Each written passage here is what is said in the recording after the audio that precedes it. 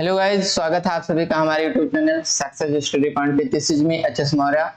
आज हम शुरू करेंगे फर्स्ट एनसीईआरटी का first unit diversity in the living world और इस यूनिट का first chapter the living world शुरू करेंगे।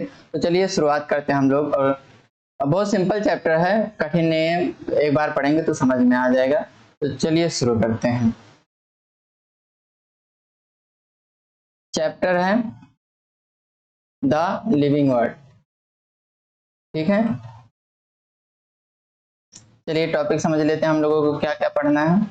इसमें हम लोगों को इंट्रोडक्शन देखना है, व्हाट इज लिविंग के बारे में जानना है, diversity in the living world है, टैक्सोनॉमिक कैटेगरीज को समझना है और टैक्सोनॉमिकल एड्स के बारे में जानना है। तो इतने टॉपिक को समझना है। Introduction, what is living, diversity in the living world, taxonomic categories और टैक्सोनॉमिक एड्स के बारे में हम जानेंगे। इंट्रोडक्शन को समझ लेते हैं हम लोग।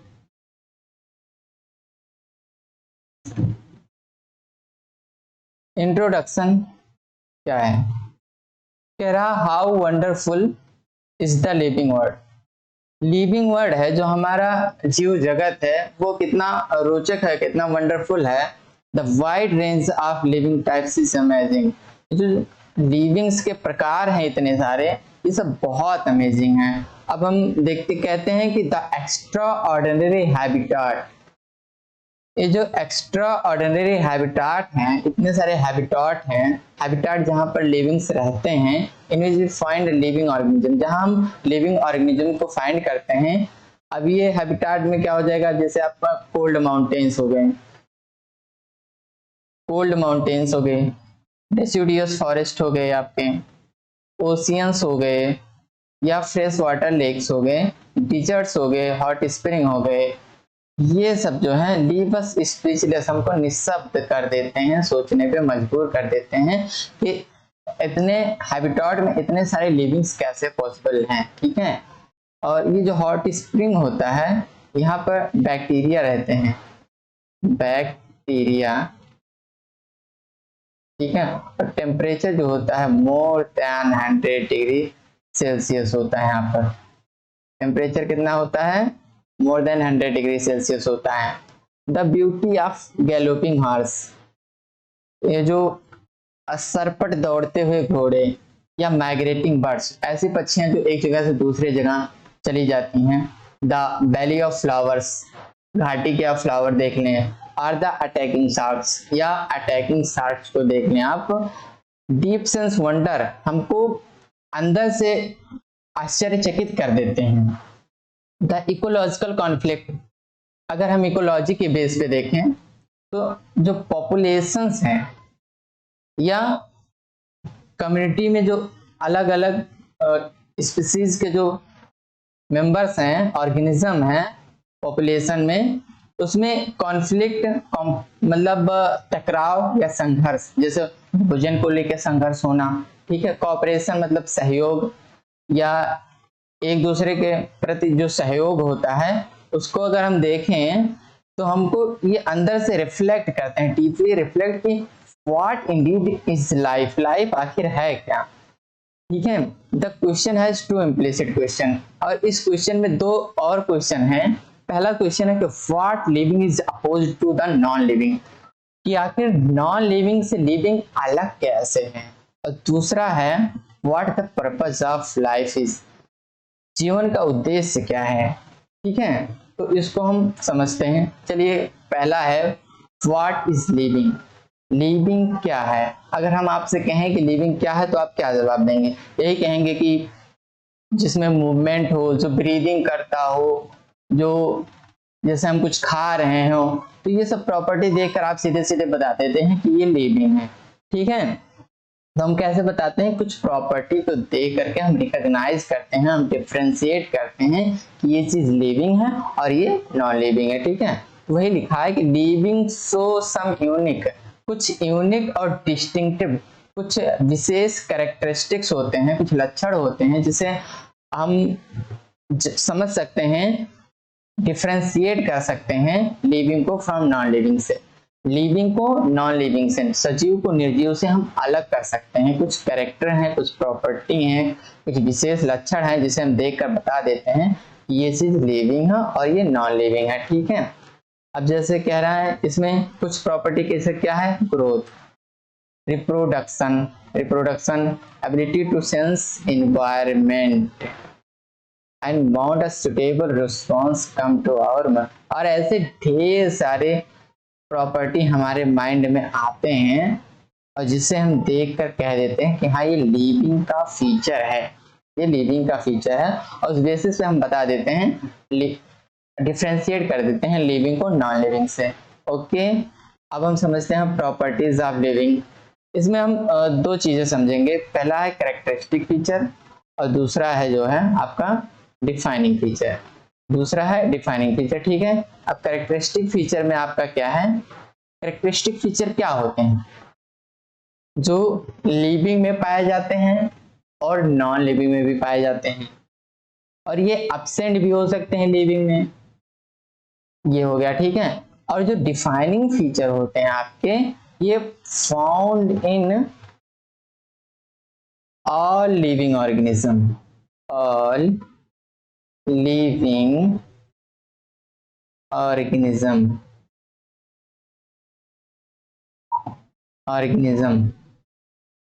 क्या सभी के सभी लिविंग ऑर्गेनिज्म में ये पाए जाते हैं without any exception, without any exception, बिना किसी एक्सेप्शन के जो है। डिफाइनिंग फीचर वो फीचर है जो कि सभी के सभी लिविंग ऑर्गेनिज्म में पाए जाएंगे। मतलब कि जो डिफाइनिंग फीचर होते हैं अगर वो किसी भी चीज में पाई जाएगी तो हम सीधे सीधे ये कह देंगे कि ये चीज लिविंग है। अब इसके एग्जांपल हैं जैसे कि सेलुलर ऑर्गेनाइजेशन, सभी के सभी ऑर्गेनिज्म सेल से बने हुए होते हैं। ठीक है, इसमें मेटाबॉलिज्म पाई जाएगी, जितने भी लिविंग ऑर्गेनिज्म सब में मेटाबॉलिज्म पाई जाएगी, और कॉन्शियसनेस होगी, चेतना होगी। ठीक है, और कैरेक्टरिस्टिक फीचर हमने क्या कहा कि ये जो है लिविंग में पाए भी जा सकते हैं और नहीं भी पाए जा सकते हैं, और कुछ नॉन लिविंग में भी पाए जाते हैं, जैसे रिप्रोडक्शन हो गया और ग्रोथ हो गया। अब हम एक एक करके हम इनको डिटेल में समझेंगे। पहला है ग्रोथ, हम ग्रोथ को समझ लेते हैं। ठीक है, क्या है ग्रोथ, कह रहा ऑल लिविंग ऑर्गेनिज्म ग्रो, सभी के सभी जो ऑर्गेनिज्म है क्या करते हैं, ग्रोथ करते हैं। अब ये एक इंपॉर्टेंट लाइन है कि इंक्रीज इन मास, पहला है इंक्रीज इन मास और दूसरा है increase in number, increase in mass and increase in number. ये जो है किसी भी इंडिविजुअल के ये ट्विन कैरेक्टर है। ठीक है, ग्रोथ की ये ट्विन कैरेक्टर है, कैरेक्टरिस्टिक्स हैं आप ग्रोथ। ठीक है, कि अगर कहीं नंबर बढ़ गया तो वो ग्रोथ है, या कहीं मास बढ़ गया, मोटापा बढ़ गया, तो ये क्या है, ये ग्रोथ ही तो है। या नंबर बढ़ गया, 1 से 2 हो गया, 2 से 4 हो गया, ये नंबर का बढ़ना, ये भी क्या है, ग्रोथ है। अब multi cellular organism grow by cell division, ये जो मल्टी सेलुलर ऑर्गेनिज्म होते हैं ये सेल डिवीजन के थ्रू ग्रोथ करते हैं। किसके थ्रू, सेल डिवीजन के थ्रू ग्रोथ करते हैं। क्या कहा हमने, multi cellular organism growth by cell division, किससे, सेल डिवीजन। ओके, चलो इन प्लांट्स, अगर हम पौधों की बात करें, प्लांट्स की बात करें, तो ये जो ग्रोथ होता है cell by cell division, cell division के थ्रू ग्रोथ होता है। ठीक है, occurs continuously throughout their life span, जब तक पौधा जीवित रहता है, जब तक प्लांट जीवित रहता है, उसके लाइफ स्पेन तक, जब तक वो मर नहीं जाता तब तक उसमें ग्रोथ होता रहता है। ठीक है, तो जो प्लांट्स हैं उसमें growth through out their life Spain, उम्र भर उसके ग्रोथ होता रहता है। जबकि अगर हम प्लांट्स एनिमल्स की बात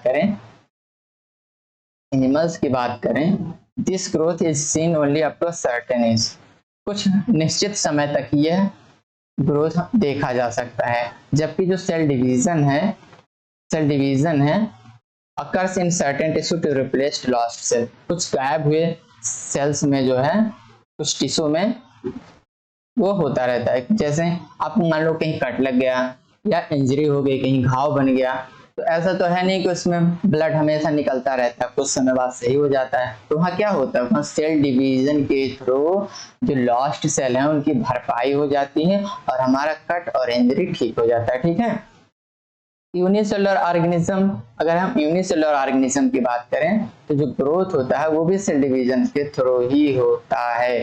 यूनिसेलुलर ऑर्गेनिज्म जैसे हम मान लो इसकी अमीबा की बात करें तो इसमें क्या होता है, बाइनरी फिजन होता है। क्या होता है, और एक सेल से दो सेल बन जाते हैं। ठीक है, ये आपका पेरेंट अमीबा हो गया, ये दो डॉटर अमीबा हो गए। ठीक है, आप समझते हैं।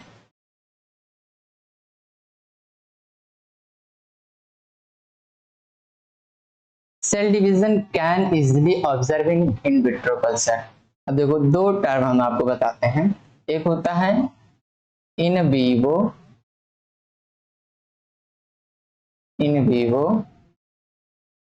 और एक होता है इन विट्रो। इन विवो क्या होता है, रिएक्शन, जो रिएक्शन होता है occurs inside the cell, reaction जो होता है वो सेल के अंदर होता है, और जो इन विट्रो होता है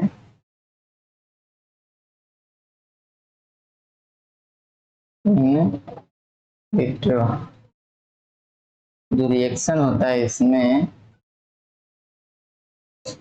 occurs outside the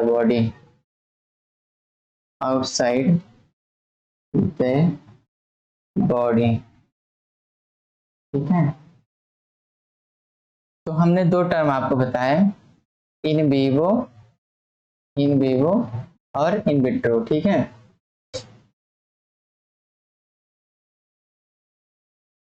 in vivo में क्या होगा, रिएक्शन जो होगी वो इनसाइड द सेल के अंदर होगी, जबकि in vitro reaction occurs outside the body. अब कह रहा है कि cell division can easily observe in vitro culture. अगर हम बॉडी के बाहर जैसे कि टेस्ट ट्यूब वगैरह में देखें तो जो सेल डिवीजन होता है हम उसको simply counting the number of cells हम देख सकते हैं। सेल डिवीजन, सेल के नंबर को काउंट करके हम आसानी से बता सकते हैं कि सेल डिवीजन हो रहा है, सेल के नंबर को काउंट करके। ठीक है, किसके थ्रू, माइक्रोस्कोप से चेक करेंगे, क्योंकि ऐसे हम अपनी आई से नहीं देख सकते। ठीक है, in majority of higher animals, अगर हम हायर एनिमल्स की बात करें कि जो ग्रोथ होता है और ये जो रिप्रोडक्शन होता है, क्या ग्रोथ और रिप्रोडक्शन ये म्यूचुअली एक्सक्लूसिव इवेंट्स हैं, ये दोनों अलग अलग बातें हैं। लेकिन अगर हम यूनिसेलुलर ऑर्गेनिज्म में बात करें तो ये इंक्लूसिव इवेंट हैं, दोनों सेम बातें हैं। कैसे, अभी हम आगे बताते हैं आपको। Increase in body mass is also consider as growth.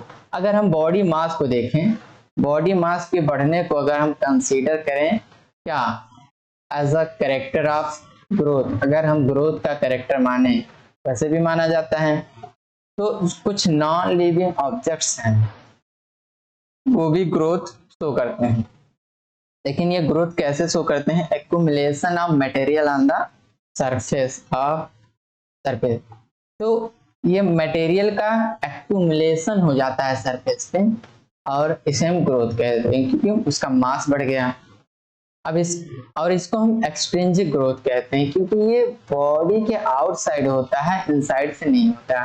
कैसे, जैसे हम स्नो माउंटेन की बात करें, बर्फीले पहाड़ियों की बात करें, तो वहां पर आप अगर कभी गए हों तो गर्मियों में देखेंगे कि बर्फ कम होता है, और जब ठंडियों में जाएंगे तो मास बढ़ जाता है, बर्फ का एक्यूमुलेशन ज्यादा हो जाता है, इसलिए साइज बढ़ जाती है। तो ये भी एक ग्रोथ हुआ।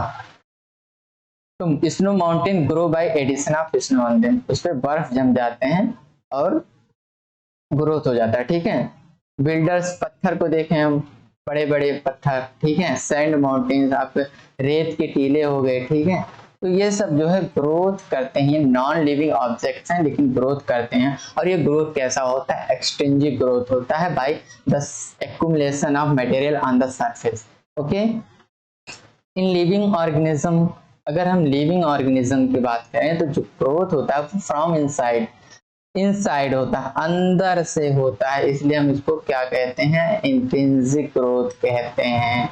इसको हम इंट्रिंसिक ग्रोथ कहते हैं।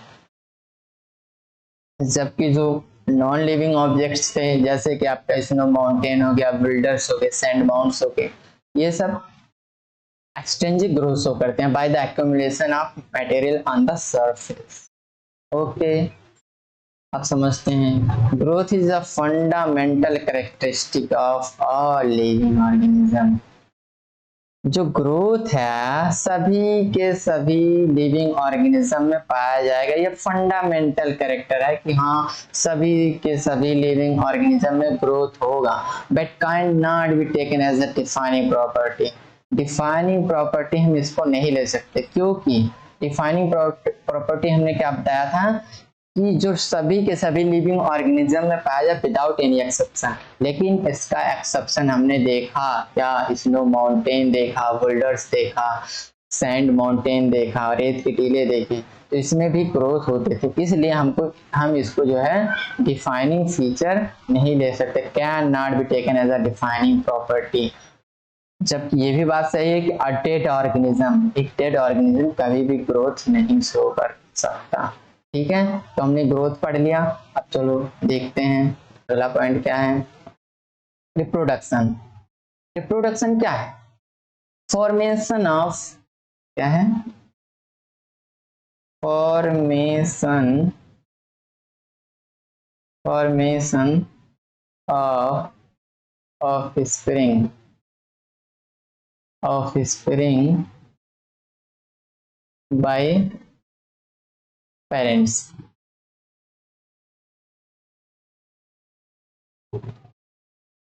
तो formation of offspring by parents, offspring का उनके पेरेंट्स के द्वारा बनना ही हम क्या कहते हैं? रिप्रोडक्शन। और ये रिप्रोडक्शन क्या हो सकते हैं? ये सेक्सुअली भी हो सकते हैं, सेक्सुअली भी हो सकते हैं, और ये एसेक्सुअली भी हो सकते हैं, ठीक है। ये सेक्सुअली भी हो सकते हैं, ये एसेक्सुअली भी हो सकते हैं। अब हम पढ़ते हैं, जैसे कि मल्टी सेलुलर ऑर्गेनिज्म की अगर हम बात करें, मल्टी सेलुलर ऑर्गेनिज्म की बात करें तो रिप्रोडक्शन रिफर्स, रिप्रोडक्शन क्या बताता है? प्रोडक्शन ऑफ प्रोजेनी, प्रोजेनी का प्रोडक्शन, पोजेसिंग फीचर, जो फीचर रखे more or less similar to those parents, अपने पेरेंट्स के या तो ज्यादा सिमिलर हो या कम सिमिलर, एकदम एक्यूरेट सिमिलर नहीं होगा। मल्टी सेलुलर ऑर्गेनिज्म की बात कर रहे हैं, ठीक है। तो production of progeny possessing feature more or less similar to those parents, parents के या तो ज्यादा सिमिलर होगा या लेस सिमिलर होगा। तो ये रिप्रोडक्शन हमने समझ लिया, ठीक है।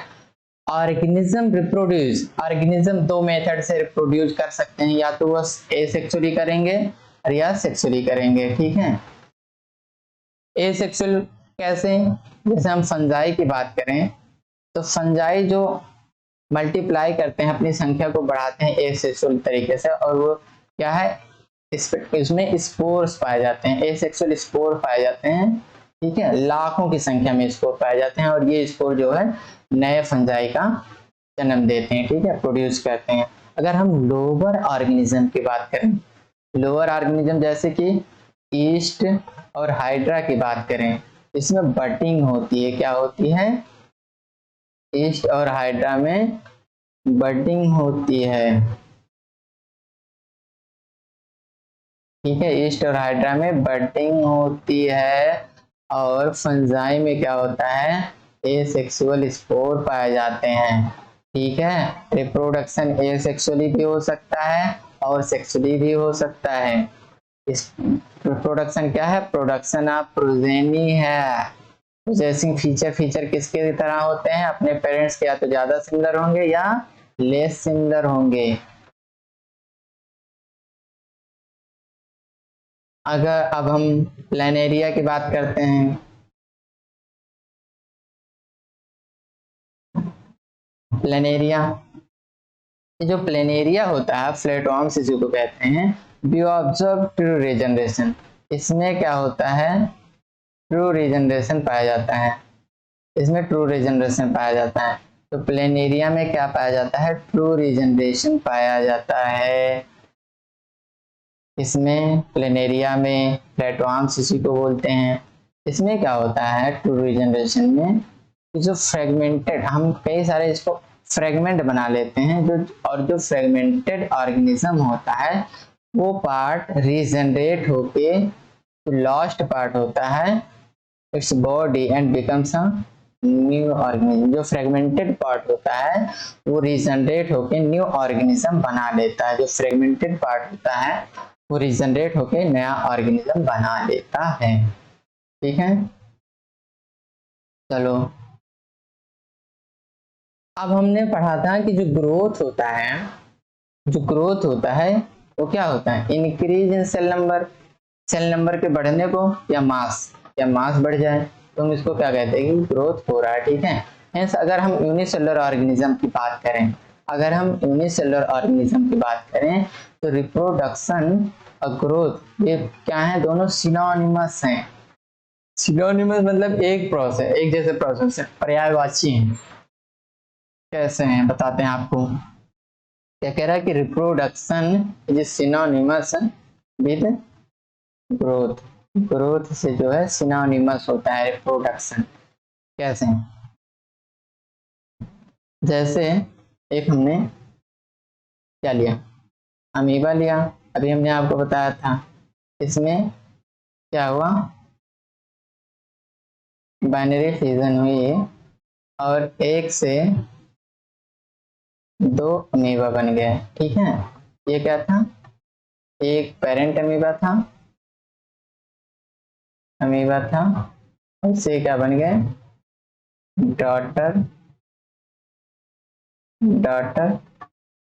अमीबा बन गए। ठीक है, डॉटर अमीबा बन गए। अब इसमें क्या हुआ? हमने पढ़ा ग्रोथ के twin character, increase in mass and increase in number. तो इसमें क्या हुआ कि नंबर बढ़ा तो ग्रोथ हुआ, और एक अमीबा से दो डॉटर अमीबा बन गया तो रिप्रोडक्शन भी तो हुआ। तो इसीलिए इन्होंने कहा, एनसीईआरटी कह रही है कि reproduction is synonymous with growth. जो रिप्रोडक्शन है और ग्रोथ है एक दूसरे के सिनोनिमस।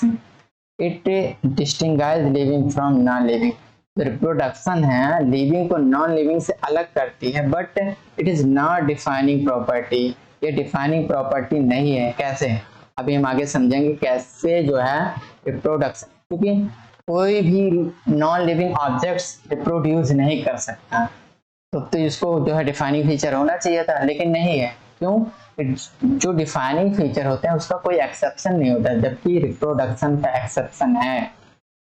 कह रहा है कि नॉन लिविंग ऑब्जेक्ट्स, कोई भी non living objects is capable of reproducing और रेप्लिकेटिंग बाय इटसेल्फ। खुद से जो है वो रेप्लिकेट नहीं कर सकता है, रिप्रोड्यूस नहीं कर सकता है। ठीक है, many organism do not reproduce, बहुत सारे ऑर्गेनिज्म रिप्रोड्यूस नहीं करते हैं।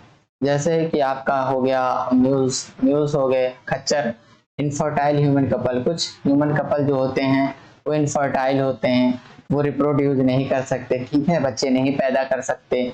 वर्कर बीज हो गए, ठीक है, ये सब जो है एक्सेप्शन है रिप्रोडक्शन की। ये रिप्रोड्यूस नहीं कर सकते, अपनी संख्या को नहीं बढ़ा सकते। ठीक है, बच्चे नहीं पैदा कर सकते, कैपेबल नहीं होते। ठीक है, तो hence reproduction is also cannot be an all inclusive defining characteristics of living organism। इसलिए हम डिफाइनिंग कैरेक्टर इसको नहीं मान सकते। किसको? रिप्रोडक्शन को। तो इसके एक्सेप्शन क्या क्या हैं? म्यूल्स हो गए, इनफर्टाइल ह्यूमन कपल हो गया,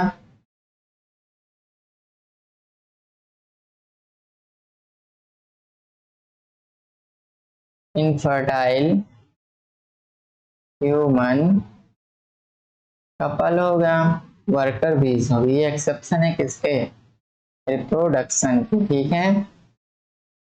reproduction also can not be taken as a defining property of living organism, तो इसको भी हम डिफाइनिंग प्रॉपर्टी नहीं मान सकते। अब आ गया मेटाबॉलिज्म, ठीक है।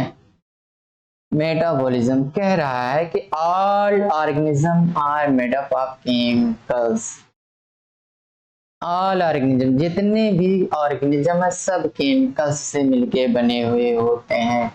मेटाबॉलिज्म क्या है, sum of total of all chemical reaction occurs inside a cell, जितने भी केमिकल रिएक्शंस हमारी बॉडी के अंदर हो रहे हैं वो मेटाबॉलिज्म कहलाएगा, ठीक है। अब कह रहा है कि metabolism is sum of total of various biochemical reaction occur in a cell, एक सेल के अंदर जितने भी बायोकेमिकल रिएक्शंस होंगे उसी को हम क्या कहेंगे, सबको मिला के हम क्या कहते हैं, मेटाबॉलिज्म, सबको मिला के हम मेटाबॉलिज्म कहते हैं। और यह एक डिफाइनिंग फीचर है, डिफाइनिंग फीचर है, डिफाइनिंग प्रॉपर्टी है of all living without any exception, इसका कोई एक्सेप्शन नहीं है। जितने भी लिविंग ऑर्गेनिज्म है सब में मेटाबॉलिज्म होगा, बायोकेमिकल रिएक्शन सेल्स के अंदर होंगी ही होंगी, तब वो लिविंग है, ठीक है। अब मेटाबॉलिज्म की बात करें तो मेटाबॉलिज्म को हमने दो पार्ट में डिवाइड किया है, एक आपका एनाबॉलिज्म हो गया और दूसरा आपका कैटाबॉलिज्म हो गया, ठीक है। एनाबॉलिज्म में क्या होता है, सिंथेसिस होती है, सिंथेसिस ऑफ मॉलिक्यूल या फॉर्मेशन ऑफ मॉलिक्यूल, और इसमें क्या होता है, ब्रेक डाउन होता है। तो एनाबॉलिज्म में क्या होगा, सिंथेसिस होगी, सिंथेसिस होगी, जबकि इसमें क्या होगा, ब्रेक डाउन होगा, ब्रेक डाउन होगा। अब इस सिंथेसिस ऑफ मॉलिक्यूल, मॉलिक्यूल इसमें बनेंगे जबकि इसमें कोई भी मॉलिक्यूल होगा वो टूटेगा, ठीक है। अब जैसे इसका एग्जांपल हम देख लें, जैसे फोटोसिंथेसिस, फोटोसिंथेसिस हम देखते हैं क्या, फोटोसिंथेसिस,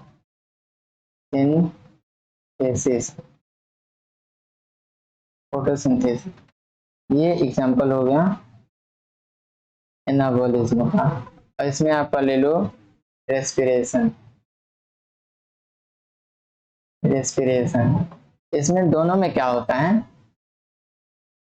इसमें क्या होता है, फोटोसिंथेसिस में ग्लूकोज का मॉलिक्यूल बनता है, ग्लूकोज का मॉलिक्यूल बनता है, जबकि जो रेस्पिरेशन होता है इसमें ग्लूकोज टूटती है, ग्लूकोज टूटती है उससे हमको एटीपी मिलती है और हमें एनर्जी मिलती है।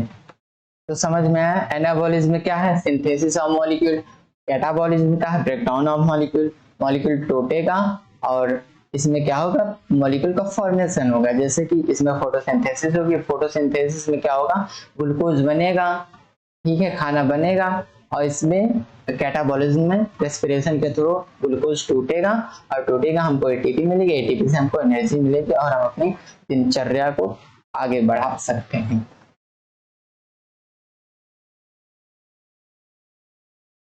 कह रहा है कि द मेटाबॉलिक प्रोसेसेस, जो metabolic processes which involve the synthesis, हमने क्या कहा, जहां सिंथेसिस होगी मॉलिक्यूल की वो एनाबॉलिज्म कहलाएगा, और जहां ब्रोकन डाउन, जहां मॉलिक्यूल ब्रेक होगा उसको हम कैटाबॉलिज्म कहेंगे। समझ में आया। अब metabolic reactions can be demonstrated outside the body self system, ये इंपॉर्टेंट लाइन है, इसको समझना चाहिए आपको। Metabolic reactions can be demonstrated outside the body in cell-free system. Cell के बाहर भी मेटाबॉलिक रिएक्शन कराए जा सकते हैं। अब इसको हम समझते हैं। जो और कह रहा है an isolated metabolic reaction outside the body of organism perform in test tube. अगर हम टेस्ट ट्यूब में आइसोलेटेड मेटाबॉलिक रिएक्शन, यहाँ पर अगर मेटाबॉलिक रिएक्शन अगर हम कराएं तो ये ना तो लिविंग होगा और नॉन नॉन लिविंग होगा, ठीक है।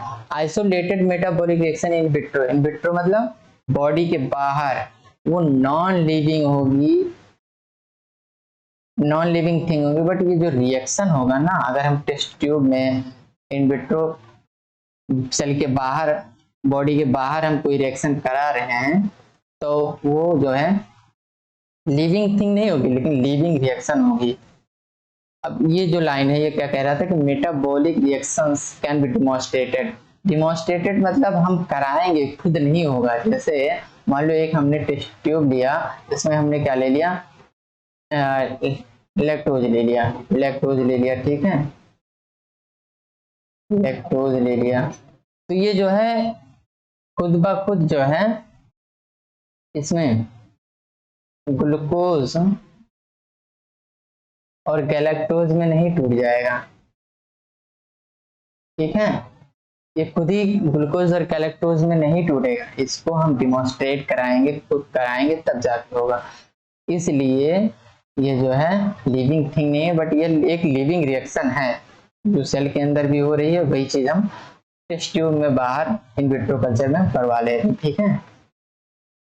और इसको कराने के लिए हमको ऑप्टिमम पीएच चाहिए, टेम्परेचर मेंटेनेंस होना चाहिए, तब जाके होता है। तो इसको इतना हमने समझ लिया। Non living objects exhibit metabolism. कोई भी नॉन लिविंग ऑब्जेक्ट जो होता है वो मेटाबॉलिज्म नहीं करता है। कोई भी living organism, non living organism metabolism नहीं शो करता है, जबकि सभी के सभी लिविंग ऑर्गेनिज्म में मेटाबॉलिज्म पाई जाएगी, ठीक है। अब एक अगला पॉइंट है, बहुत important point, cellular organisation of the body is the defining feature of all living organism. मतलब सेलुलर ऑर्गेनाइजेशन जो है वो भी डिफाइनिंग फीचर है सभी के सभी लिविंग ऑर्गेनिज्म का। मेटाबॉलिज्म है, कॉन्शियसनेस है, समझेंगे हम। सेलुलर ऑर्गेनाइजेशन मतलब कि जितने भी लिविंग ऑर्गेनिज्म है सब किसके बने हुए हैं, सेल्स के बने हुए होते हैं। और सेल्स के बने, एनसीईआरटी आप सेल चैप्टर जब पढ़ेंगे तो वो लिखती है anything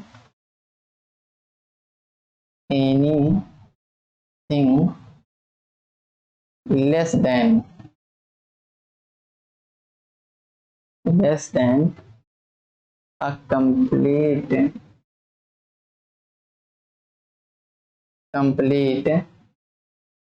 structure of cell does not ensure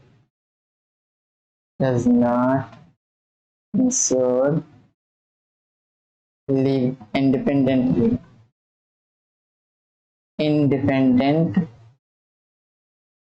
living,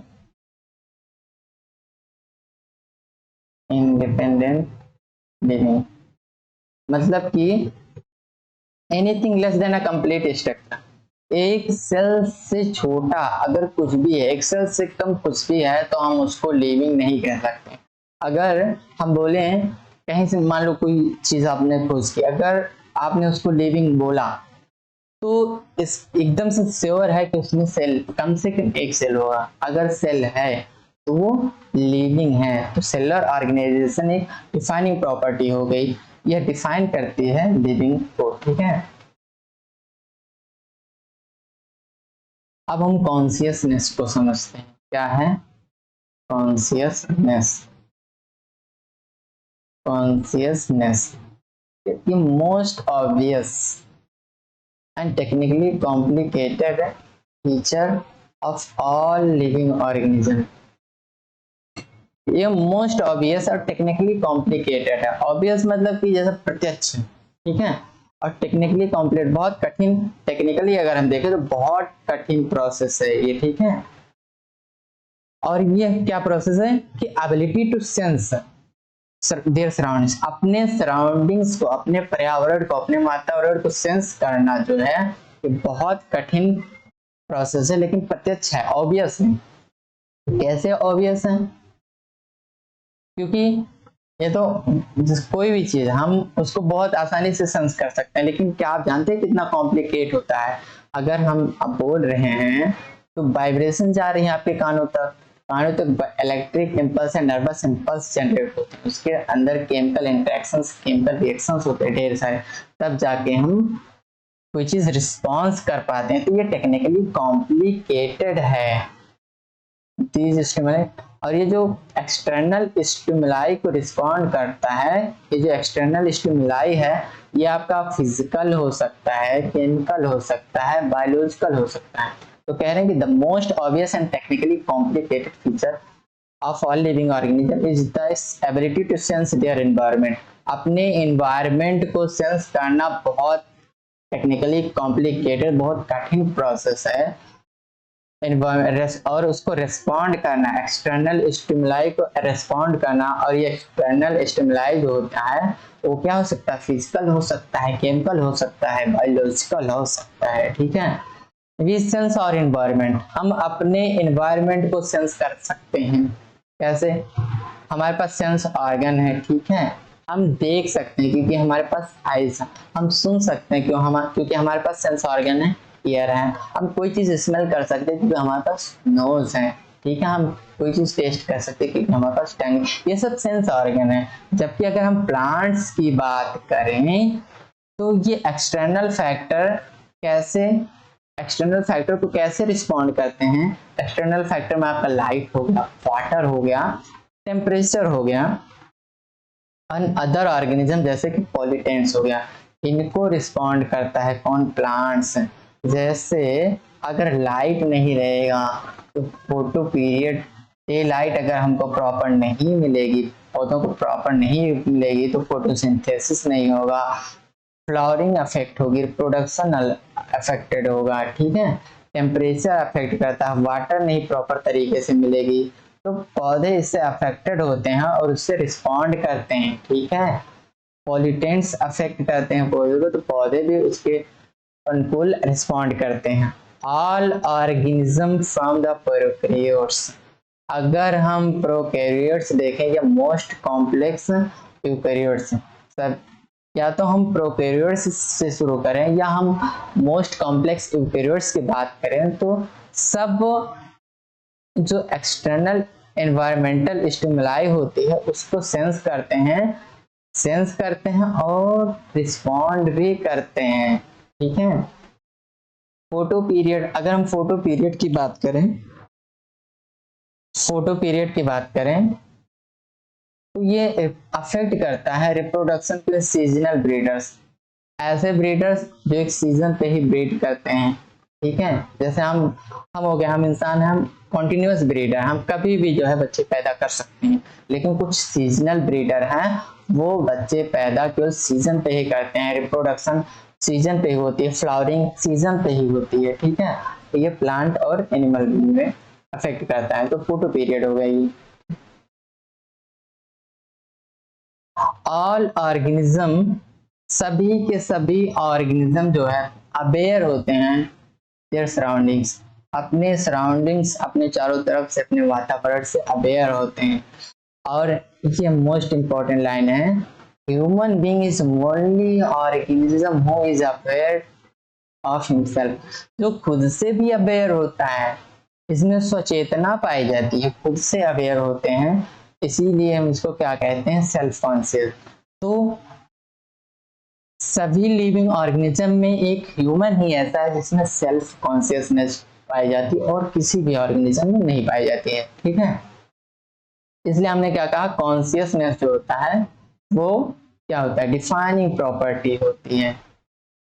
self consciousness कैसे होता है कि हमको पता होता है कि हमको क्या करना, हम खुद के बारे में भी जानते हैं, लेकिन और एनिमल्स जो होते हैं वो खुद के बारे में नहीं जानते हैं। जैसे हमको पढ़ लिख के डॉक्टर बनना हमको पता है, लेकिन डॉक्टर जो जानवर्स होते हैं उनको क्या पता क्या करना है, डॉग है उसको क्या पता कि उसको पढ़ लिख के डॉक्टर बनना है, क्या करना, पढ़ना भी है कि लिखना है, क्या करना, कुछ नहीं पता होता उसे। ठीक है, तो हमें क्या होता है, सेल्फ कॉन्शियसनेस होता है। और जो अब एक है कि patient lying down in on bed in coma considers living. जो पेशेंट होता है, जो कोमा पेशेंट होता है, जिसका ब्रेन डेड हो चुका होता है, क्या आप उसको लिविंग मानेंगे, कंसीडर करेंगे लिविंग? लिविंग है, क्योंकि उसमें मेटाबॉलिज्म हो रही है। भले उसमें कॉन्शियसनेस नहीं है, लेकिन मेटाबॉलिज्म हो रही है, और मेटाबॉलिज्म डिफाइनिंग प्रॉपर्टी है लिविंग ऑर्गेनिज्म की। ठीक है, अब कह रहे हैं the property of tissue are not interaction. Interaction को हम समझेंगे। ठीक है, लाइफ क्या है? लाइफ क्या है? लाइफ जो होता है ये होता है complex organisation, complex organisation, organisation of molecule, molecule, molecule. ठीक है, अब इंटरेक्शन को हम समझने के लिए बताते हैं।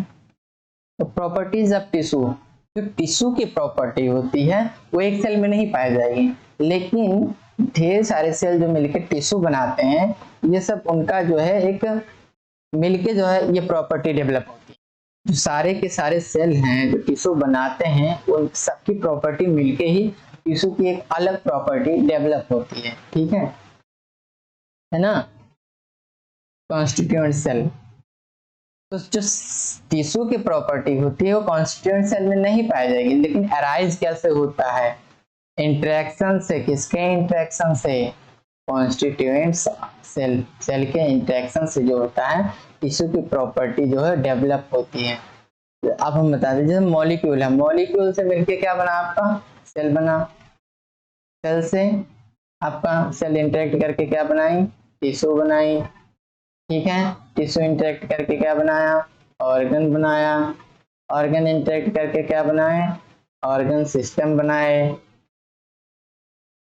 ऑर्गन सिस्टम बनाए, और ये ऑर्गन सिस्टम जो इंटरेक्ट करके फिर ऑर्गेनिज्म बना लिया। तो ये सब क्या है? हर लेवल पे इंटरेक्शन हो रहा है। ठीक है, मॉलिक्यूल इंटरेक्ट किए तो सेल बना। अब ये जो सेल की प्रॉपर्टी है ये मॉलिक्यूल में नहीं पाई जाएगी, लेकिन मॉलिक्यूल के इंटरेक्शन से ही डेवलप हुआ है। मॉलिक्यूल के इंटरेक्शन से ही सेल में प्रॉपर्टी, सेल की एक अलग प्रॉपर्टी डेवलप हुई है। अब ये जो टिश्यू की प्रॉपर्टी है वो सेल में नहीं पाई जाएगी, लेकिन सेल के इंटरेक्शन से ही ये प्रॉपर्टी टिश्यू में डेवलप हुई है। ठीक है, ऑर्गन में, ऑर्गन की जो प्रॉपर्टी है वो टिश्यू में नहीं पाई जाएगी, लेकिन टिश्यू के इंटरेक्शन से ही ऑर्गन की प्रॉपर्टी डेवलप ऐसे होता है। ठीक है, the property of tissue are not present in constituent cell. तो जो प्रॉपर्टी टिश्यू की प्रॉपर्टी होती है वो कॉन्स्टिट्यूएंट सेल में जिस सेल से मिलकर टिश्यू बना है उसमें नहीं पाया जाएगा, लेकिन arise as a result of interaction among these constituent cell। एक constituent cell से जो है मिलके ही ये प्रॉपर्टी डेवलप हुई है। सिमिलरली अगर इसी प्रकार हम बात करें प्रॉपर्टी ऑफ सेलुलर ऑर्गेनेल, जो सेल के अंदर ऑर्गेनेल होते हैं वो उसकी प्रॉपर्टी जो होती है मॉलिक्यूलर कॉन्स्टिट्यूएंट्स में नहीं पाई जाएगी, लेकिन ये मॉलिक्यूलर कॉन्स्टिट्यूएंट जो मॉलिक्यूल्स हैं ये इंटरेक्ट करके ही वो ऑर्गेनेल की प्रॉपर्टी डेवलप करते हैं। ठीक है, these interaction result in emergent property at higher level।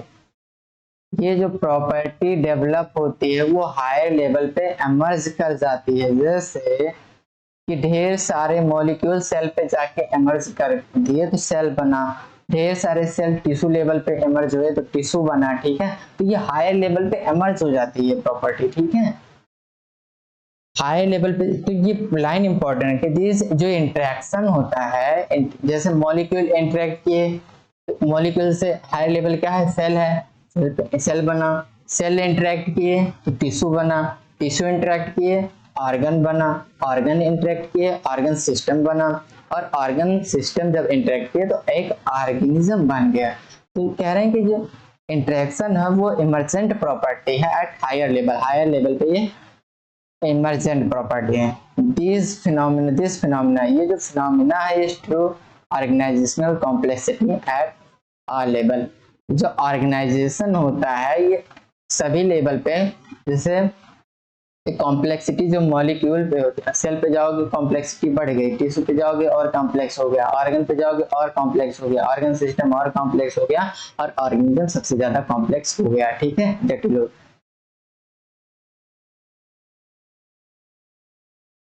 All living organism, जितने भी लिविंग ऑर्गेनिज्म हैं वो सेल्फ रेप्लिकेटिंग होते हैं, अपनी कॉपी खुद बना लेते हैं, अपनी रेप्लिका खुद बना लेते हैं, अपना नंबर खुद बढ़ा लेते हैं। इवॉल्विंग होते हैं, सेल्फ रेगुलेटिंग होते हैं, और सेल्फ रेगुलेटिंग मतलब खुद को मेंटेन कर लेते हैं। ठीक है, और interactive system capable of responding to external, और ये कैपेबल होते हैं एक्सटर्नल स्टिमुलस को रिस्पॉन्ड करने में कैपेबल होते हैं। ऑल लिविंग ऑर्गेनिज्म, जितने भी लिविंग ऑर्गेनिज्म हैं, चाहे वो प्रेजेंट में हो, चाहे आज हो, या पास्ट में रहे हो, या फ्यूचर में जो भविष्य में ऑर्गेनिज्म आएंगे, वो एक दूसरे से सब लिंक है। कैसे?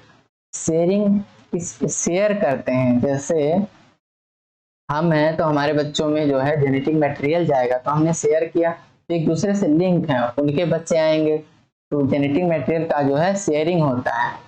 और जेनेटिक मटेरियल का जैसे कि डीएनए, लेकिन अलग अलग डिग्री, वेरिंग डिग्री, मतलब अमाउंट अलग अलग होगा, अमाउंट जो होगा वो वेरी करेगा। ठीक है, तो थैंक यू दोस्तों, आज इतना ही, फिर मिलते हैं अगले लेक्चर पे। लेक्चर नंबर 2 में हम समझेंगे और कोशिश करेंगे अगले लेक्चर में हम पूरा खत्म करें।